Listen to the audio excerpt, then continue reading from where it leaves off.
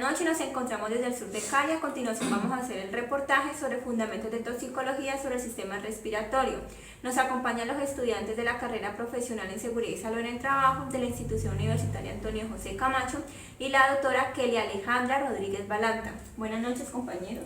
Muy buenas noches. Hoy pues nos encontramos aquí al lado de la doctora Kelly para obtener unos buenos conocimientos en el tema de las vías respiratorias, porque uno habla de las vías respiratorias, pero en realidad uno no sabe qué es. Sabe uno que inicia en las fosas nasales, en la faringe, y de allí en adelante pues uno se queda, no sabe uno qué más. Entonces, doctora, nos gustaría saber, para que nos explique un poco cómo comienza ese proceso. O sea, buenas noches. Pues básicamente el proceso de cómo funciona en las vías respiratorias o cómo funciona la entrada y salida de aire, básicamente se divide en dos. O sea, tenemos las vías respiratorias inferiores y las vías respiratorias superiores. Entonces, las vías respiratorias superiores tenemos como la parte de la nariz, que es por donde ingresa el aire. Tenemos la parte de la laringe y la glotis, y ahí ingresa la tráquea, que eso ya empieza ya como la parte inferior de las vías respiratorias. De la tráquea pasa a la carina, que es como donde se hace la división de los bronquios principales, ya sea derecho y el izquierdo. De esos dos bronquios que se divide están los bronquiolos, donde se desencadena una parte o una gran rama de bronquiolos hasta terminar con los sacos alveolares, o como se conoce como los alvéolos. Muy bien, doctora. Si ven todas esas cosas y uno inocente, uno no se da cuenta cómo es ese proceso. Entonces la compañera, pues seguimos en... Claro que sí. Entonces resulta que también tenemos una pregunta que nos tiene pues constantemente en dudas, y es: ¿cuáles son las llamadas vías de conducción en el sistema respiratorio? O sea, tenemos entendido que las llamadas vías de sistemas de conducción está la tráquea, los bronquios principales, como lo dije anteriormente, que es el bronquio principal derecho y el bronquio principal izquierdo.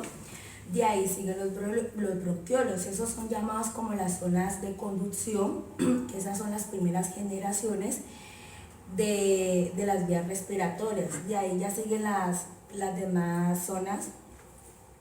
¿Cuáles son las zonas de intercambio gaseoso en el sistema respiratorio?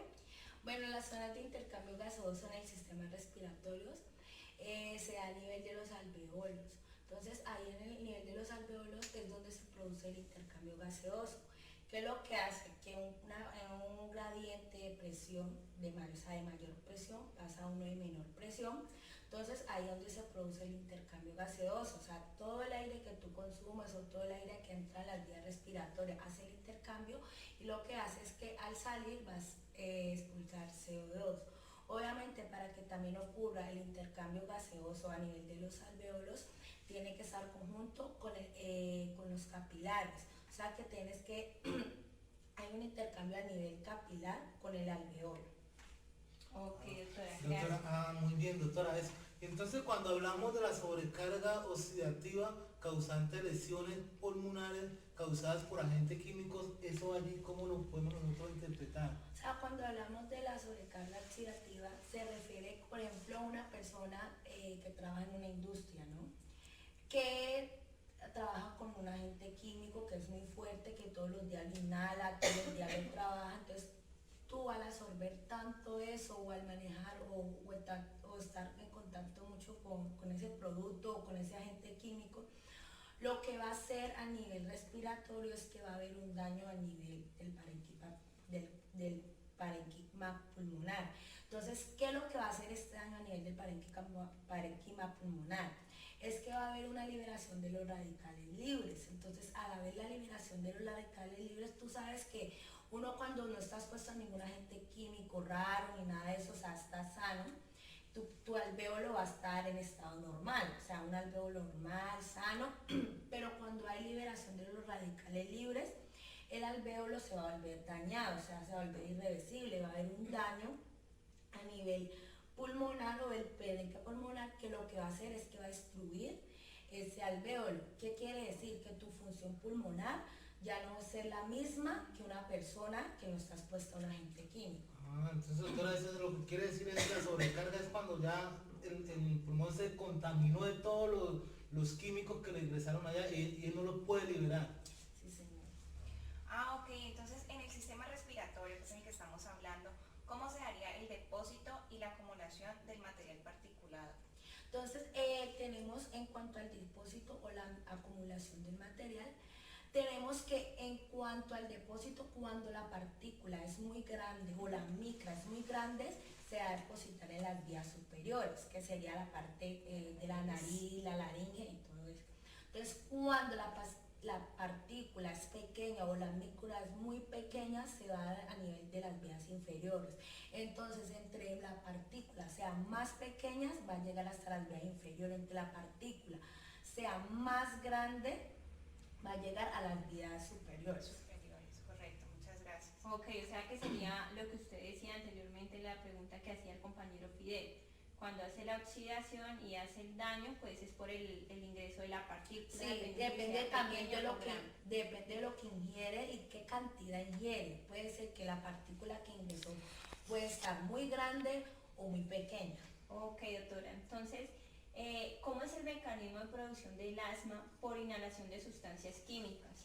O sea, el mecanismo de inhalación por sustancias químicas en el asma, como tenemos entendido que el asma se puede dar a nivel hereditario, del ejercicio, pues dependiendo de cualquier situación. Entonces, a nivel de una sustancia química, entonces lo que va a hacer es que ingresar o inhalar o exhalar la sustancia química o lo que tú hayas ingerido en ese momento, lo que va a hacer en las vías respiratorias es que va a haber un edema.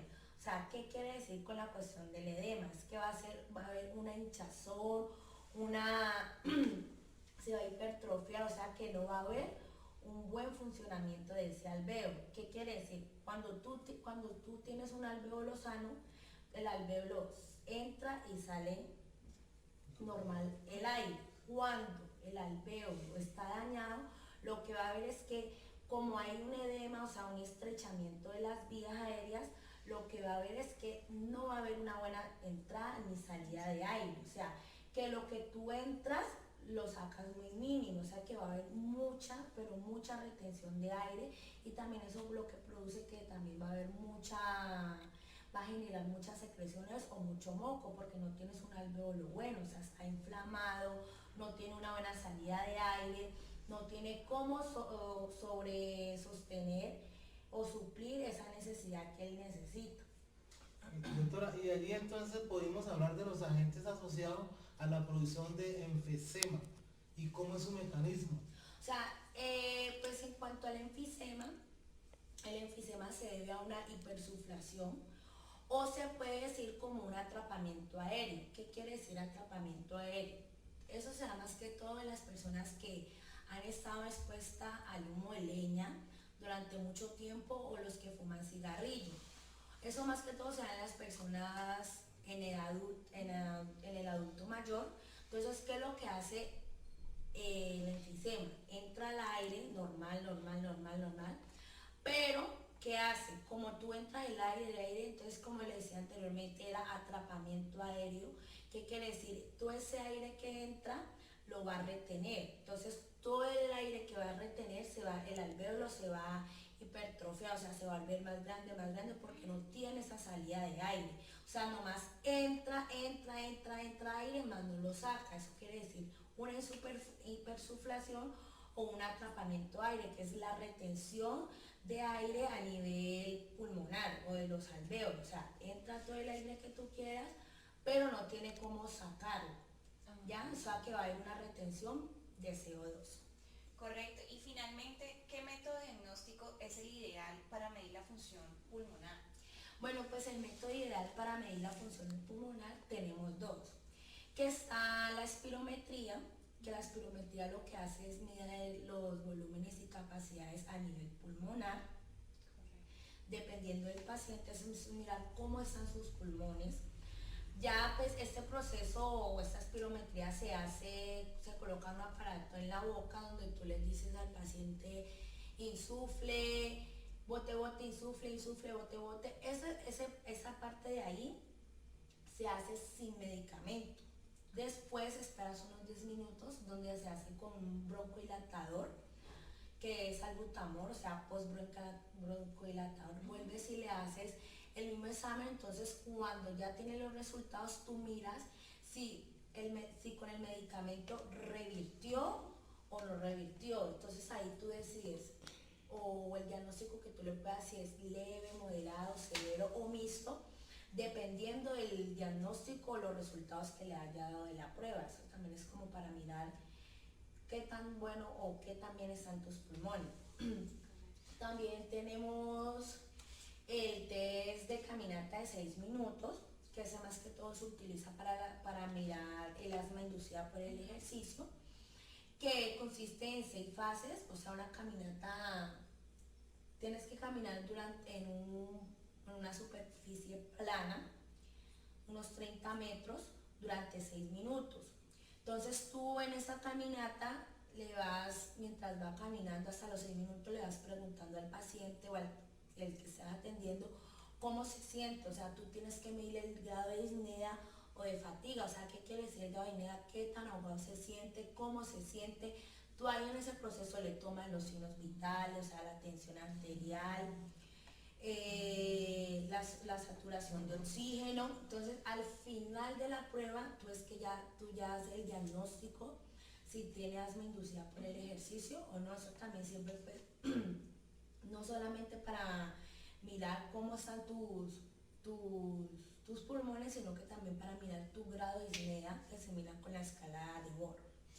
Ok, doctora. Entonces, como recomendación, no sé, al sector de la industria, sería la utilización de los elementos de protección personal acordes al riesgo al material al que esté expuesto, sea humo o material particulados o vapores, y de acuerdo también al nivel de tiempo de exposición.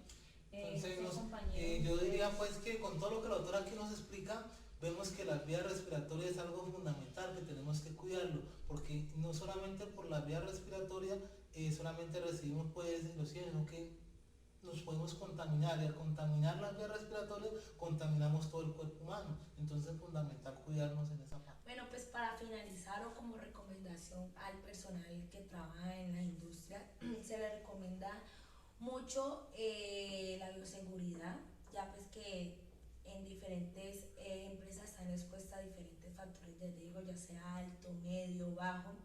Entonces es muy importante utilizar sus tapabocas, sus batas, sus guantes, sus gorros, sus gafas. También es muy importante, pues no se dice que hacer un chequeo cada 6 meses, pero sí es importante hacerse su chequeo cada año o dependiendo del grado de exposición al que esté expuesto, porque algunos agentes químicos son altamente tóxicos pues para el personal en el área que está trabajando. Listo, doctora. Nos queda, cumplimos todas nuestras expectativas con este reportaje y le agradecemos pues en nombre de todos mis compañeros por su tiempo y por todo el conocimiento que nos ha brindado. Muchas gracias. Muchas gracias.